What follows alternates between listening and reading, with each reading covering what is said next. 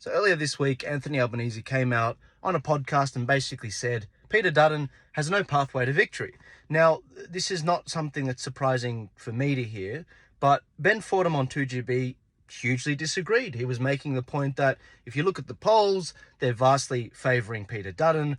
Incumbent governments around the world are being kicked out of office, just like we saw in America. And on top of that, you shouldn't really have that level of arrogance when it comes to the electorate.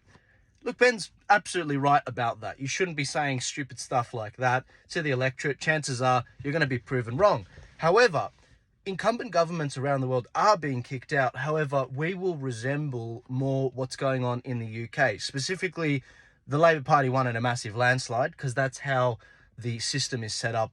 It tends to lean left. It tends to favour parties in the left wing that way. In Australia, our preferential voting, it tends to flow left. So we're going to have a bit of a problem with that. Now, in terms of is Albo right about the way the electorate is, the way that Peter Dutton has no path to victory, I actually agree with that. And I've been saying this is no surprise to my audience. I've been talking about this since October. The actual seats that the Liberal Party are targeting and other third-party campaigners are targeting for the Liberal Party are the wrong seats. They're still trying to win back these teal seats, these green seats. And anyone that has a hold of my map that has the referendum results on it, as well as the last election results, can see that these teal seats are not winnable back. Unless you go so far left with your policies that they might consider you, they're just so far left. And if you're going to go that far, a Liberal victory means nothing anyway. So Peter Dutton, yeah, he is targeting the wrong seats. He should be looking in the western suburbs of Sydney, of Melbourne. He should be going more right-wing with his policies, not left-wing, to sort of appeal to these people. He's doing a few good things. I mean, the Department of Government Efficiency with Jacinta Price, Senator Price, that's a great thing. I'll believe it if I see it with regards to fiscal responsibility. But when it comes to getting out of the Paris Accords, when it comes to leaving the World Health Organization, he's not Trump. He's not doing what Trump's doing. You know, around the world, we're seeing Kenya, we're seeing Italy, we're seeing the UK's Reform Party with Nigel Farage. They're all leaving the WHO, but Peter Dutton, he's like, nope, there's been no change in that policy. We're still signed up to the climate agenda with Paris. We're still signed up to the WHO with regards to health regulations and them having power of Australia. And so this is the sort of stuff where we've got to be super sober about this. Peter Dutton is not going far enough. He can go on as many establishment podcasts as he wants. He can go on as many TV shows on the mainstream media, the corporate media. But in actuality, he's not actually listening to the solid people of this country, the MAGA people, that voted no to the referendum, because he's targeting the left-wing seats. And it's not shocking, guys.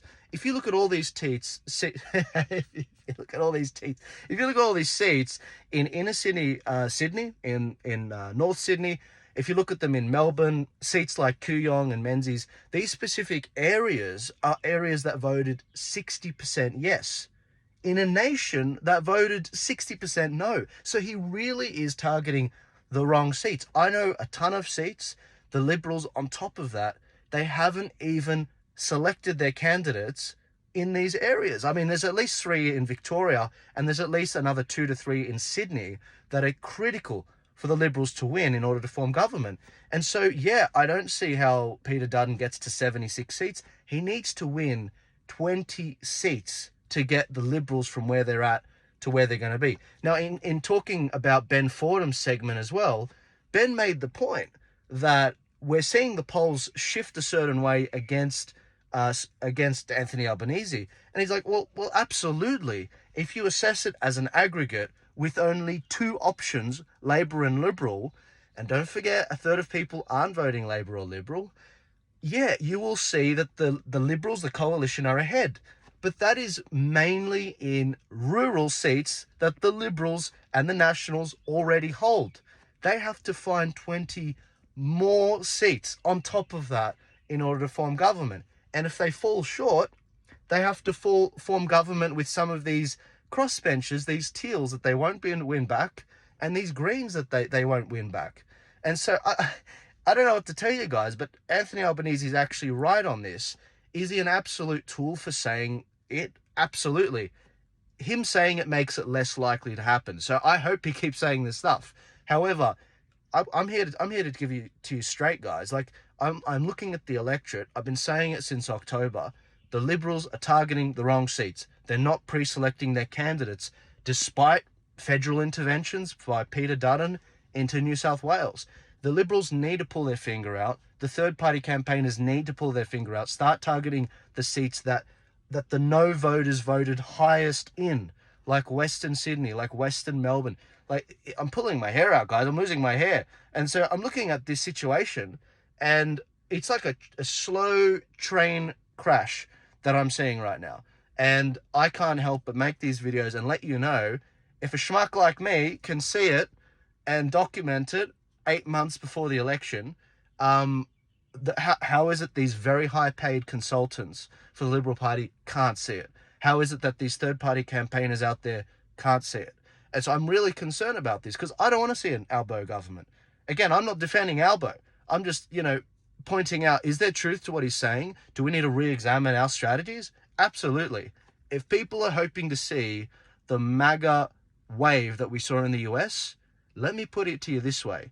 You know the battleground states in America, like Arizona, Wisconsin, these specific seats, these 7 states that they have, in Australia, we have our version of those seats, except the Liberals aren't fighting in the right swing seats. They're fighting in safe seats. It's like they're trying to win California when California's been voting, Democrat since like Reagan, and that's what's happening in Australia. The Liberals are focusing on the wrong seats.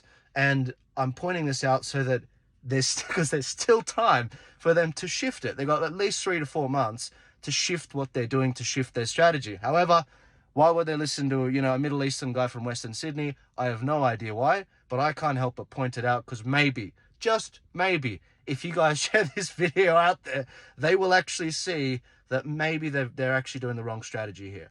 Anyways, full love and respect to Ben Fordham. Love your work, Ben. Ben's doing a cracker job. However, in this situation, I do disagree with him. I do think Albo has actually got a good point with regards to Peter Dutton and the electorate. However, I wouldn't have said it if I was Albo. I think he's just decreased his chances. If you missed that segment from Ben Fordham, here's the full thing. Well, it's the comment that may come back to bite Anthony Albanese. The Prime Minister has declared that he can't see any path for Peter Dutton to win the next election. Now, if I was Albo, I'd be keeping my mouth shut at the moment, and I wouldn't be providing any extra incentive to my rival. And when you tell someone they can't win, there's a chance that you're just loading more logs on the fire that burns inside them. Here's Anthony Albanese on the Squiz podcast. I can't see any path. And he was talking about the path to victory. I can't see any path for Peter Dutton to get to the 76 seats that he needs. Well, Prime Minister, you should be looking at the polls, because the polls have been pointing in that direction for over a year now. And if you have a look around the world, incumbent governments are being kicked out everywhere in the United States, the United Kingdom, France, South Africa, Japan. So why does Albo think that he's going to be any different?